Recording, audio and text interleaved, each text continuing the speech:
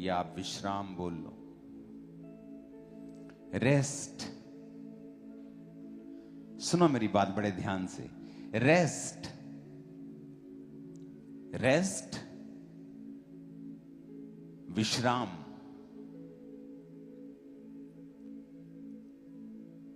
वचन में लिखा है कि परमेश्वर ने अपने कामों को खत्म किया और 7वें दिन विश्राम किया, जिसे उसने सबत का दिन ठहराया। और उस सबत के दिन को परमेश्वर ने कहा तुम आराम करोगे। कोई हिलना मत प्लीज।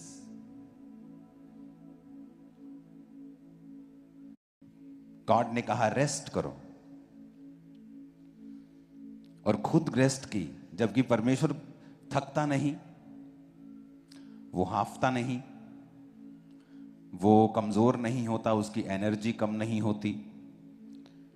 लेकिन इसके बावजूद उत्पत्ति 2 उसकी 1 से 3 आयत में लिखा है, यूं आकाश और पृथ्वी और उसकी सारी सेना का बनाना समाप्त हो गया, और परमेश्वर ने अपना काम जिससे वो करता था 7वें दिन समाप्त किया, और उसने अपने किए हुए विश्राम से काम से 7वें दिन विश्राम किया। और परमेश्वर ने 7वें दिन को आशीष दी और पवित्र ठहराया, क्योंकि उसमें उसने सृष्टि की रचना के अपने सारे काम से विश्राम लिया। तो वो 7वां दिन परमेश्वर ने उसमें आराम किया, ही रेस्ट। वो शनिवार का दिन था।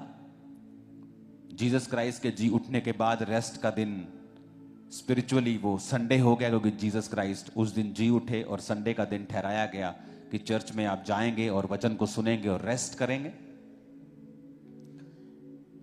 रेस्ट एक ऐसी चीज है जिससे शैतान फाइट करता है। डेविल अपना पूरा जोर लगा देगा आपकी रेस्ट के साथ फाइट करने से। रीजन, उत्पत्ति 6 उसकी 7 से 21 आयत में लिखा है, तब यहोवा ने कहा मैं मनुष्य को जिसकी मैंने सृष्टि की है पृथ्वी पर से मिटा दूंगा। क्या मनुष्य, क्या पशु, रेंगने वाले आकाश के पक्षी सब मिटा दूंगा, क्योंकि उनके बनाने से मैं पछताता हूं। परंतु यहोवा के अनुग्रह की दृष्टि नूह पर बनी रही, और नूह की वंशावली यह है कि नूह धर्मी और अपने समय के लोगों में खरा था।